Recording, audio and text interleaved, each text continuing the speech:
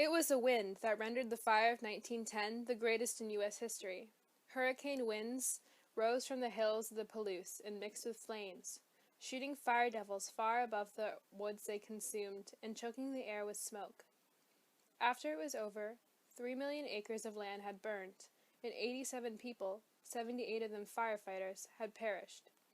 But though the fire left a devastating impact on the lives of almost 100 people and an ashen scar across the map for many years, it wasn't the immediate effect of the fire which made it so historically significant, but its role as a turning point for the Forestry Service and the American people. The Big Burn influenced conservation and the National Forest Service by moving public opinion in favor of its continued existence and resulting in new legislation, shifting the focus onto fire prevention, and calling for the service to ally itself with corporate and public interests more so than ever before. The Division of Forestry was formed in 1881 under the Department of Agriculture. The Forest Reserve Act of 1891 allowed President Cleveland to add to the nation's forestry reserves from land in the public domain, land which was suspended by President McKinley and explored by the nation's first and most good-looking forester, Gifford Pinchot, before being adopted and expanded in the Transfer Act of 1905 under Teddy Roosevelt, officially creating the U.S. Forest Service with Gifford Pinchot, who was the bosom friend of barrel-chested TR, as its chief. When Senator Hayburn, the Forest Service's primary opposition, added a clause to an important spending amendment taking away the president's power to create new national forests, Roosevelt and hot stuff Pinchot added 16 million acres to the National Forest Service in the span of 1 week. Roosevelt's conservationist drive was echoed in Pinchot's finely formed head and in his forest rangers, called Little GPs.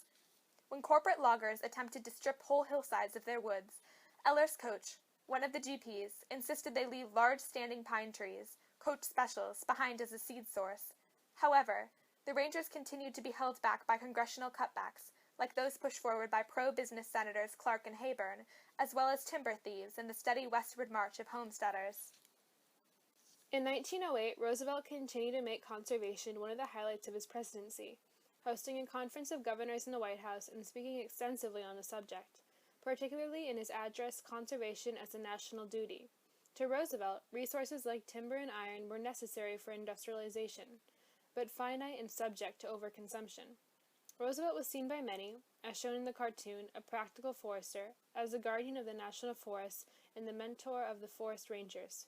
However, this honor truly belongs to the foxy Pinchot. When Howard Taft came into the presidency after having been groomed for the part by Roosevelt himself, he promised to both men that he would carry on the fight for conservation. But Taft was a weak and cowardly man, who quickly fell prey to the demands of all-powerful timber companies. Under his watch, exquisite Pinchot was fired after speaking out against him, and land-hungry congressmen ate up the funding for the Forest Service, forcing many rangers to pay for supplies and lodging out of pocket, even with substantial monetary assistance provided by chiseled Pinchot, who was rich as well as classically handsome. I guess he had a lot of money to share with them since he had no family, as his fiancée Laura died before having any children or marrying him. In all seriousness, though, the attractive Pinchot was a wealthy man due to his grandfather's fortune made by logging. And so, when the fire of 1910 arrived, the men who rose to meet it were ill-trained, poorly paid, and few in number. That summer, in August in particular, was dry and crackling, with full-blown blazes rising from the sparks of days-old campfires, and locomotives wheezing smoke as they snaked through the timber. Rangers and the men they hired to assist them, immigrants, soldiers, drunkards, and even criminals let loose from the jails en masse, were stretched thin, battling almost 2,000 small fires that summer, 2,000 forest fires which culminated in the Big Burn that August. Normally, rangers fought the larger fires with backfires, which they lit to come in the opposite direction. However, the Palooza winds created a wall of heat that August, coming too quickly and too forcefully to be fought off. All thoughts of defeating the fire and saving the woods were over. Rangers like Ed Pulaski and Joe Hames, who led their men to safety and attempted, though ultimately failed, to protect the towns, were hailed as heroes. No one could have expected better from them in the face of such a powerful threat. Pulaski was injured badly in the fire while guarding his men at the entrance to a mine tunnel, sustaining multiple injuries to his head and hands, losing most of his eyesight, and his dignity. Pulaski's men, however, were not fairly compensated for their injuries, and Pulaski had to pay many of their hospital bills out of pocket. The only monetary recognition he received was when he won a prize of $500 for an essay describing his experiences. Well into his old age, he tended a makeshift graveyard he had installed himself, which the government refused to fund until after he died and a memorial was built. He had a family. Feel bad for him. Following the disaster, news swept the nation telling of the incredible loss of life, timber, and towns. The public opinion, formerly against the Forest Service, or at least relatively ambivalent, began to favor its continued existence. E. E. Lewis described the loss as millions of dollars worth of timber, and possibly over $1 billion. According to Lewis, lieutenant of the 25th Infantry, one of the nation's first and most famous groups of black troops, the forest fires would have been able to be controlled if caught at the start, something which was unable to happen because of the lack of patrolling men and deficiencies in the communications system. In all likelihood, these issues could be traced back to Congress. Decades of insufficient funding and inattention finally leading to a calamitous result. Americans heard the news through the articles in the Spokane Daily Chronicle and the Spokesman Review, among many others. It was clear that something had to be done, following a torrent of similar articles, all calling for governmental action. The U.S. Forest Service, formerly bankrupted on the verge of being discarded by Congress, gained new purpose. In 1911, Weeks Law was passed, which allowed for $9 million in the purchase of 6 million new acres to add to the reserves. Much of the new land made officially public and/or purchased through the Act was composed of unprotected eastern forests. The former opposition had fizzled out thanks to the Big Burn, the so-called Holocaust of 1910. However, though the Forest Service was saved by the aftermath of the Big Burn, it did not continue to follow the striking Pinchot and rugged Roosevelt's vision. William Greeley, a former little GP of Pinchot, became his successor as chief of the service and took the agency's views on fire prevention to the extreme. Spurred by Forest Service sentiments in favor of increased funding for communication and transportation or patrolling improvements, like those advocated for by F.A. Sillicox, an assistant district forester, Greeley made fire prevention the most important mission of the Forest Service, creating an efficient fire-dousing machine. Though the statuesque Pinchot had always advocated for the extinguishing of all fires, big and small, though privately doubting this approach, Greeley revolutionized the concept of fire prevention and introduced the 10 o'clock rule in 1935, that any forest fire spotted in the day must be taken care of by 10 o'clock the next morning.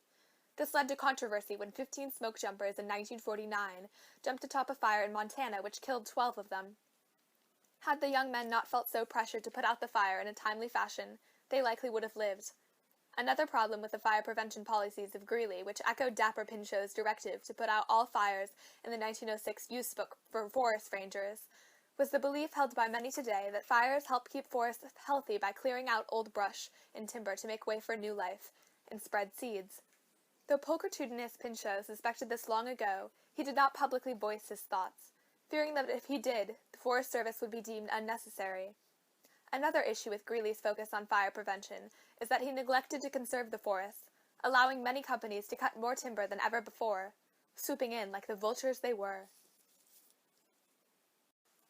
In this way, corporations and public interests became a forefront concern of the Forest Service as a result of the Big Burn. During Callipygian Pinchot's day, many saw him as a monarch, ruling over the forest with the rangers at his beck and call, turning away homesteaders and companies who merely sought a bit of land or timber to call their own. Several cartoon artists issued drawings criticizing him in this vein.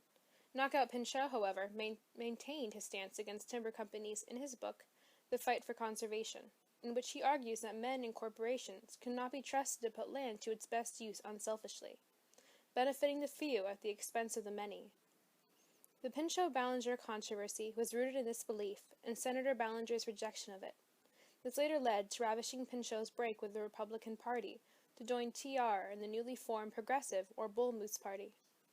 No longer in charge of the Forestry Service, however, stunning Pinchot watched in horror as Greeley gave away large swaths of land in the name of public interest, which he defended vehemently in a press release for the good of the nation and the people. Though the Forest Service had changed dramatically from its original agenda under Beauteous Pinchot and Roosevelt as a result of the Big Burn, it continues as an organization today, despite the many attempts before the Great Fire to destroy it. Today, people are more careful of starting forest fires, warned by Smokey the Bear in years past, and conscious of the great areas of American wilderness contained in national parks and forest reserves. Though the Forest Service may not prevent the demolition of woods by clear-cutting either today or 100 years ago, it continues to stand as a symbol of the American conservationist spirit and a safeguard against corporate greed. However, the real enemy of the Forest Service in this day and age is not corporations, at least not directly, though they continue to cause problems concerning the use of public land and water resources. No, the culprit of wildfires and underfunding of the Forest Service today is climate change. 2015 was the worst U.S. wildfire year on record. Worse still, the issue is self-perpetuating. Climate change means more wildfires, and wildfires mean more greenhouse gases released into the atmosphere, further exacerbating the damage of global warming. Though the service is better funded than it was in Taft's and Roosevelt's day, wildfires continue to eat up funding at an alarming rate.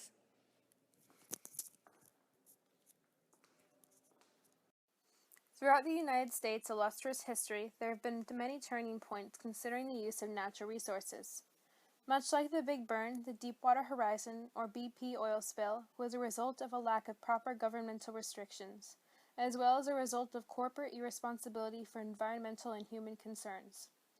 While the Big Burn took place in Idaho and Montana in 1910, the oil spill occurred 100 years later in the Gulf of Mexico. It was the largest accidental marine oil spill in history, just as the Big Burn was the largest wildfire in the United States. Both events brought a renewed focus on conservation and environmental awareness. The Big Burn saved the U.S. Forest Service and much of the United States public land as a result by turning the public opinion in favor of the organization. The BP oil spill resulted in protests by those who thought the government, Obama administration, handled the affair poorly. And in 1911, 3 new government offices were created to prevent similar fiascos: the Bureau of Safety and Environmental Enforcement, the Bureau of Ocean Energy Management, and the Office of Natural Resources Revenue. Another factor uniting the two events is the environmental impact and loss of life, though much higher in the Big Burn, which occurred because of disasters. 3 million acres of forest burned in 1910, and the spill spread across 68,000 square miles. About 87 people died in the Big Burn and 11 in the Deepwater Horizon oil spill. Other instances of disasters having to do with natural resources are nuclear meltdowns with huge public responses, such as the 3 Mile Island incident and Chernobyl and Fukushima nuclear disasters. We didn't start the fire. It was always burning since the world's